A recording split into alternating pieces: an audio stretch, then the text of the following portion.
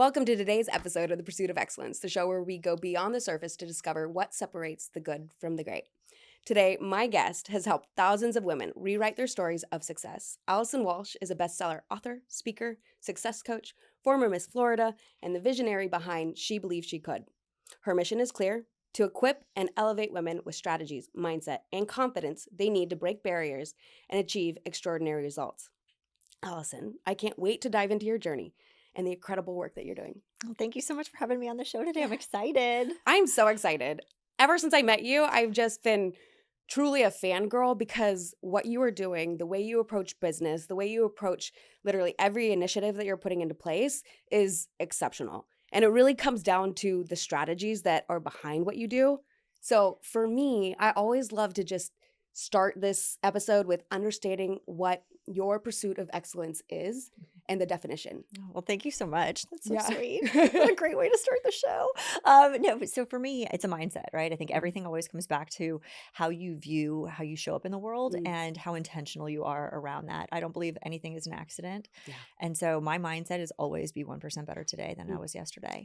And I think for me, that's become a very manageable mindset. It doesn't put too much pressure on me, but it's constantly focusing me on growth and allowing me to say, okay, what can I do today that will help me be better, will help me show up better for my clients, will help build our community, will help support our community. And so all of that compounds over time, right? Like consistency compounds, persistence pays off, and that creates a snowball effect. And when you start to create that type of momentum in your life, in your career, in your mindset, like you truly do become unstoppable. Yeah. And I always say, like, an object in motion stays in motion. For me, I'm running real fast.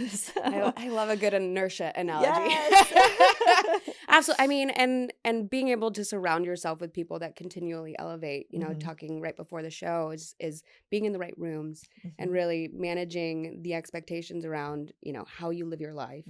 And so when you're working with high achievers, top performers, business owners, what is it that you're seeing that you need to correct or implement like as a baseline? Well, I mean, just to double click on what you said about being in the right rooms, I think that's a big part of it, right? Like for so many people that are high achievers, I think we've probably spent a time in our life or a portion of time maybe feeling a little alone or isolated, because it can be a lonely journey if you haven't found your tribe, Yes. right? So like getting in the rooms with people, hiring the coaches, the mentors, whoever it may be, the consultants, the experts that force you to, number one, think bigger, and number two, show you that you're not alone, right? That show you that like those big dreams that you have, those are amazing. Let's go and let's dream bigger. For me, that was a huge part of my journey. Like I didn't recognize the power of being in the room until I finally got in the room. And once I was in the room, I was like, oh my gosh, these people are like legendary and unbelievable and inspiring. But I think for some people, when they get in those rooms, they can have a little bit of imposter syndrome and feel like they don't belong. But that's exactly when you know you do. And so, finding that baseline, okay, where do you want to be? Who do you want to be? How can we surround you with great people? How can we give you the skills? How can we connect all the dots to help you show up in the way that you want to? Because when you show up and you are your highest vibrant version of yourself, you're going to attract the right people and you're going to feel like you belong. Yes, absolutely. It was in our first conversation, I resonated with one, the enthusiasm that you bring to the table, the level of optimism, but also the level of expectation that you hold yourself to with business operations and then strategy and execution. And so when you're in a room that's already the baseline of like how you operate, for me it almost brings the stress level down. It does. And just continually elevates of one of the things I have is this quotable book of Einstein. And he uses this story phrase, you have to master the fundamentals before you can get creative. And so when the fundamentals are already at that level of exceptionalism, the creativity for what's possible and the impact that you have, because for me, the definition of excellence really is about levels of integrity, levels of impact, levels of, optimization and being your 1% better every day.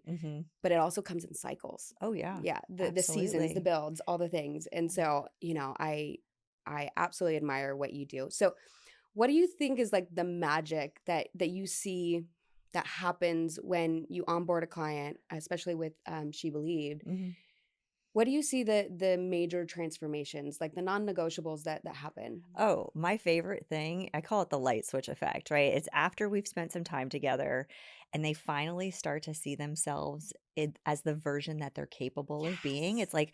I constantly talk about how I hold up the mirror for my clients Mm, and help them see how powerful they already are. I love it. And, some of the words that you just said like really resonate with me. I care about two things, right? I care about optimizing people's potential and I care about scalable impact. So, Mm, pretty much everybody that I'm working with has this deep desire to make a bigger difference in this world, yep, in their communities, in their industries. Like that's where it's coming from. It's a very pure yeah, place. So it's not ego driven, it's service driven.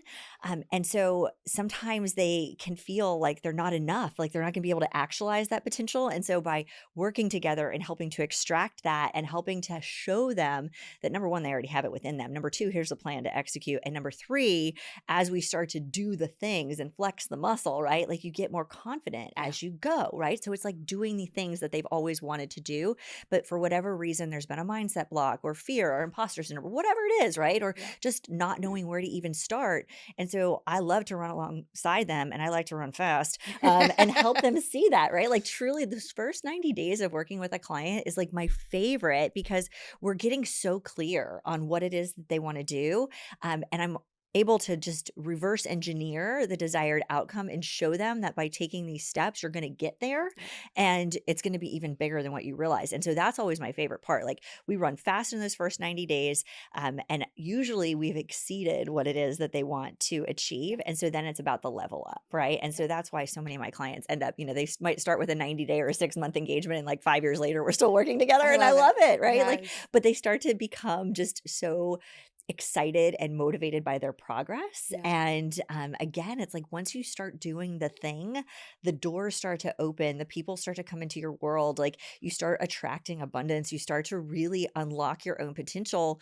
And that's so fun. And I Yeah. think because I've had hundreds of amazing women in particular that have trusted me, but I also have a very strong business Yeah. background and, have built hyper growth startups and led sales and like done the things like I don't get overwhelmed or fearful that it's not going to happen because I have a figure it out mindset, Yeah. right? Like everything is figure outable, quote Marie Forleo, love her. But like that's so true. Yeah. And so I think because clients know I'm going to hold them accountable, I'm going to push them beyond what they even see possible, and we're going to figure out anything that comes in our way. Like Yeah. that to me is like everything. Yeah. It's always the prescription without diagnosis is Yeah. malpractice. And so Yes. really my dad's a biochemist by Yeah. degree. My mom's a PhD in communication. So Hmm. I love the diagnosis so that you can build the strategy to Hmm. solve. Yeah. Um, one of the things that I love about your background as well that, you keep hitting on is the psychology side of it. Hmm. And I've never actually heard of the positive psychology, Yes. especially when it comes to women. Could Yes. you give me some insight on Oh that? my gosh. Yeah. How long do we have Yeah, today? So I know. no, but I love this. And so, I touched on the fact that I have a strong business background. So I was working in behavioral health for decades, Mm. actually. But leading a team through the pandemic was incredibly challenging, right? Like, I feel like everybody can relate to Oh, that. yeah. Like, it was so hard. There were so many unknowns. And especially working in the space that we were in, it was really heavy, Yeah. right? Like, people were calling us on their worst days. It was extremely challenging, just the landscape itself. And my team was really on the brink of burnout, Mm. and so was I. And so I had been interviewing amazing people on my podcast. I started the She Believes She Could podcast during the pandemic because I Wow. wanted like inspiration Yeah. and empowerment and like just some positive stories.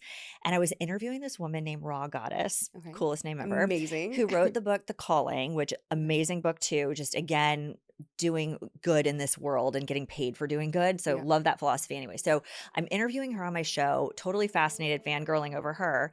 And she says to me at the end, because I always ask my guest, who should I be following? Who should we be inspired by? All of that. And she's like, you need to look into this woman named Nick. She is an expert in the world of positive psychology. That's all it takes. Like, it's like the breadcrumb, Yeah. right? Well, Yeah. anyways, I'm like down the rabbit hole, like fascinated by Yeah. this because for me, I'd spent so long in the world of behavioral health Yep. focusing on everything that was wrong, right? Like, Mm. how do we fix what's wrong? Positive psychology is the science of happiness, well being, and success. And doesn't that sound refreshing? Oh, it Right? does. Yes. So I jumped down this rabbit hole and I ended up getting certified not once but twice in this, but I really loved the entire philosophy behind it, the science behind it. So much of it is strengths-based coaching, the science of goal setting and achievement. And so for me, it not only resonated deeply on a personal Yeah. level, but I was able to then take everything that I learned, bring it back to my team, roll out a whole program at that company, and every single one of them are still there today. I left, but Wow. they stayed. And I Yes. went on to then bring that to another company and then go full time into my own business. But Amazing. it was just the way of being able to incorporate something that focused on elevating Yep. who you are and what you're good at versus our natural tendency as humans is to To like get apart. Yeah. just pick us apart and all the things that are wrong. And it was just really, really refreshing and amazing. And again, it's like being surrounded by people that think like that and see the world through a different lens Yeah. was exactly what I needed in that time, Yeah. to be able to, number one, continue to lead with excellence, continue to get my team through a difficult time, continue to pour into them and give them tools and resources and skills to, again, look at themselves in the mirror and recognize how incredible they are as Yeah. humans. And so that was just such a turning point for me and ultimately became the foundation of the book that I wrote. So, Yeah. like, that laid the groundwork for She Believes She Could, the Amazing. book, right? And then everything that just kind of snowballed after that. But, That's like, amazing. that just thinking about the ripple effect Oh, of yeah. one woman giving me one piece of advice and running with it. Yeah. I think about how many times we're given advice or people pour into us and we don't take advantage of it. So for those listening, like, I hope that you think about, like, what is something that somebody has said to you recently or shown you or given you a clue on, right? Yeah. Go chase that. Yep. Figure out if there's something there. The figure outable. I love Oh, that. yes. There's like so many points that I want to touch back on Yeah. that you just said that are just so powerful. And it's that like that reframe Mhm. to focus on the positivity side and Yeah. the capability and the possibility Mhm. is so powerful. And I again, my brain struggles to understand why people sit in the Yeah. darkness and they sit on what their limits are, and they're putting a cap on their potential, Mhm. and they're sitting on their potential. They're Yeah. not even trying to see what's available to them. Right. So when like being able to actually have a framework to start shifting that mindset and shifting the mindset for yourself as well, because Mhm. coaches need coaches, Exactly. and having the ability to be able to talk yourself into something Right. is such a extraordinary skill set. It is. The what I want to go back to is, and you've already written something on it, is the concept of burnout. Yeah. So, starting something in 2020 where you're on the brink of burnout, but your dear mind over matter. Uh-huh. So I was raised where we stacked sports and academics, and it was just a constant cycle of overachiever in every Mhm. capacity. And so, I had accolades and all of the things, but my dad always and coaches would be like, it's mind over matter. Pain is temporary. Mhm. And I have a very strong double-edged sword mentality around mind over matter. So I Yeah. would love for you to tell us a little bit about that. Yeah. But really also any tools for us to actually be able to push through adversity Mhm. when it is something that's important that you're pursuing, Mhm. but it gets hard. Yeah, well, I mean, I think, there's it's a privilege to be under pressure, Mm, and I think that sometimes the hard times come because we've been put in positions yeah. to figure things out or to navigate uncharted waters. And, I think that you have to be intentional around the time and energy that you invest into solving the problem or rising to the occasion, but you also have to do what you need to restore and Yeah. replenish. And I think that that is a lesson that I have learned so many times the hard way, unfortunately. And I'm Yeah. like very committed now to being thoughtful about taking the time that I need. Yeah. I used to think it was incredibly selfish, especially as I, brought more humans into this world and had 3 kids. And, I felt guilty at times. Like mom guilt was hard for me Yeah. because I already felt like I didn't have enough time for myself, but that I needed to show up for everybody else. But that, again, recipe for burnout. Yeah. Leading big teams, recipe for burnout. My daughter went through a lot about a year and a half ago. And, the thought of me taking a few minutes for me felt really hard to do, but I had to do it so I could show up for Yeah. her. And so the older I get, the more just recognize that I have to do those things. Yeah. And if I don't do those things, I'm actually going to hit burnout faster. Yeah. And so, I have to, like, I live and die by my calendar. I mean, if it's not in there, it's not happening. Like, it just doesn't. Yeah. And so putting anchor appointments on the calendar Mm. for me and not canceling on myself. And Yeah. I see women do this more than men by far. We will cancel on ourselves so quickly, Yeah. whereas men are like, I'm not going to miss that tea time, So, but I had to start to do those Yeah. things, right? Like scheduling the next time before I'm done with the one that I'm in right now, and like just making space for that. I also have to be poured into. So Yeah. you made a comment about coaches need coaches. I'm sorry, but like if I'm not being poured into, I'm not growing, right? Yeah. And so I'm not doing the things for me that satisfy me to help me stay lit up on the inside and excited about it. Like I'm not afraid to do hard things, but that can also be very difficult for somebody Yes. that runs straight head first into a Yeah. wall of burnout. So I have to make sure that I've got the anchor appointments, I'm being poured into, I'm taking the time that I need for myself, I'm not canceling on myself, and I'm surrounding myself with other people that recognize what it is that I do need and are also holding me accountable, just Mm. like I hold everybody else accountable. Yes. Yeah, the concept of mentors and coaches and cultivating those Hmm. relationships in order to be able to even get to the place where they can anticipate, where Yeah. you're at mentally and physically and psychologically and emotionally, spiritually, Yeah. the whole gamut. It's such a privilege when you build those relationships. I don't like to just have one. Right. I really like to go over here for the analytical side where Yeah. I can diagnose like what it is that I've Hmm. experienced, what did I miss, how do I, interpret this differently, versus, the spiritual side as well as, the personal side. So Hmm. it's, what are you doing for yourself? Like obviously scheduling that Yeah. time. What is it that you do for like, how do you enjoy that Yeah. time for yourself? So, I monthly I get a facial. I love it. So Mandatory. mandatory. But again, like I book the next facial before I've left that appointment, Love it. right? Like if I don't do that, it'll be like 3 months. I'm like, why does my skin look like a lizard? Yeah. Like, but no, but I have to do those things for myself. I have to have time for people to pour into me, Yeah. right? So speaking to like what you said, build your team, right? Yes. Find the people that you need. You don't need a singular source of, information. You need diversity of thought. You need people that are going to be your mentors and, Yeah. and speak life into you. So making sure that those people are in my corner. And if maybe I've outgrown one, that I'm looking for the next, right? I love to read. Mm. When I say read, I mean listen to audiobooks. And so making sure I have time for that.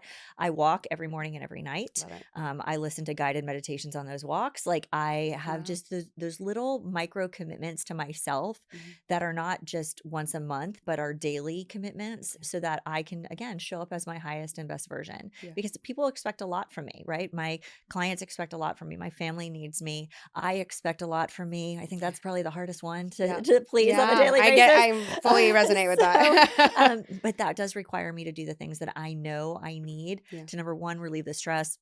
Number two, stay vibrant, take care of myself. Like I want to live a really long, healthy Yeah. life.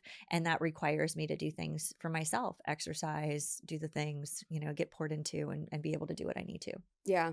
It's really finding I don't believe in balance. I believe in seasons and Hmm. cycles Yeah. and you have to be able to enjoy what it is that you're doing and find a way to incorporate Yeah. what sets your soul on fire, Yeah, if we're going to say exactly. that. Um okay, so you have this new project that you Hmm. have just published, Hmm. or launched, that I would love to touch on, Hmm. in the pageant world. Yes. You have a history in pageantry. Me I too. I have touched on it in my Yes. my lifetime, and it's such a pageants are such a powerful platform and Hmm. skill set to develop. I would love for you to tell me what it is that you've launched. Yeah. Yeah, so it's really like a relaunch, rebrand. So I've been Okay. coaching since 2007. Long time. I'm old, but along that time, I've been able to work with incredible women that have done very, very well. My niche is in the Miss America system. It's where I stay and play, because I competed in Miss America. I was Miss Florida 2006, and I've always really enjoyed helping other women win. Mm, Like there's just I enjoyed the competition aspect myself, but like I really, really love helping other women Right. actualize their dreams. Love it. And so I've been doing that for a long time. I actually had a studio in Winter Park for several years. I mean, girls would fly in from all over the country. We had 125 clients on our roster at one point. Like it was wild. We were winning. I Our wish girls I'd were known you when I crushing. competed. And so, yeah, it was just such an interesting time. And, in 2014, we decided to wind that business down. And I entered into like the digital space. And Okay. that's when I started really digital courses and, meeting more with clients on Zoom than I was in person, which was like an opposite model, which Yeah. is like just so much more convenient for so many more people. But yeah, so I did that for several years, and really the desire to break off the pageant business into its own entity with Pageant Success came from just really wanting to be super clear for those ideal clients of what it was that we were doing and who we were serving. Yeah. For a long time, everything was just rolling under Allison Walsh Consulting, and it was just another offering. Yeah. But this particular clientele, like there are so many things that are just so specific to them, their desires, their Yep. needs, their wants. Plus, I really wanted to build a team dedicated to them. Okay. And so we just brought on Cassandra Fink, who was Miss Florida last year. She was third runner up at Miss America. She'd been a client of mine. She started with me when she was like 12 or 13. So just such a Wow. journey with her. Yeah. So we brought her on. We have Lauren, who's based out of Maine. We've got Elizabeth. So, I mean, we just have really been focusing on adding to our coaching team. And then again, like building out those offers that only they need and Yeah. want. Yep. And so that's been really, really fun to be able to just repackage a lot of the things. In fact, I was just in Hi Hello Labs a few months ago, like reshooting the course that I have been using for over a decade with my Wow. clients. Wow. And so it's really cool to see just the evolution. What else can we do to serve them? How can we tap into the resources that are now available to us in this real techie world that we live in. So Yeah. building out cool platforms. So like one of my favorite ones that we built out this past season was like an on-demand mock interview, a Oh, training cool. platform for them. And Yes. thanks to the world of AI, we can simulate about 25 different mock interviews in there for them to practice. So Wow. again, just like meeting the pain points. Yeah. And so that's been really fun, and looking forward to just the evolution there and the growth. Yeah. But there's such a market for it. And I love building businesses and scaling and doing it with people I love. And so it's been really, really cool for me to be able to bring on great people and Yep. be able to show them also how to build businesses. Yeah. And that's been really fun as well. I think it's incredible because the art form of pageants and how we get judged Hmm. on, interview, on platform, on Yeah. impact, on your actual approach to go to market, Yes. because it truly is a business. You're building a business and you have to already have your business strategy in place in order Exactly. to actually reign well. Yes. And it it was interesting when I was with Ms. Texas International 2022. I had never competed before Uh except huh. for Little Miss San Diego, Uh huh. and I didn't even realize how big of an impact just the title would create Yeah. in the community, in the state, nationally. And so it's, the besides the platform that Hmm. you're supporting these girls to build and be able to truly present and negotiate, Right. it's all the rest of the nonprofits that they get to serve, the Hmm. community that they get to serve, the empowerment side Hmm. for the generations that are looking up to them. Yep. So you being a spearhead to fine tune and Hmm. develop and excel and give so many women the opportunity to hone that skill set Hmm. is so powerful. Thank I you. I wish I'd known you. Well, and it's been so fun. I mean, and again, it's like I know my lane, right? I know Yeah. what I'm really, really good at. And so pageant success focuses on four core areas: Mm, confidence, of course, right? mhm. Communication skills, so interview and Yep. being able to really master their messaging and articulate it with grace. And then credibility, which is building their personal brands, right? It's Yeah. not just about a pageant. I tell every single one of my clients, like, life is bigger than a pageant. Yeah. We are building your brand for life. Love it. And so we approach it that way. And then, of course, community service. And I mean, my girls that come to me and like with those focal points, I mean, we do some amazing things. I'm super proud. Shout out to Paris Richardson, who's our Miss Florida right now, second runner up at Miss America 3 weeks ago, overall community service winner. Quality of Wow. life is a big deal at Miss America. She got a $10,000 scholarship. She deserves every penny of it. She's worked her tail off over the course of her years, but it came down to her really being able to Yeah. articulate that message and share with the judges the impact that she's making. Mm, And she worked really, really hard to be able to do that. And she deserves that. And I'm love it. so proud of her. Mm. I mean, that just must feel so good. Oh my gosh.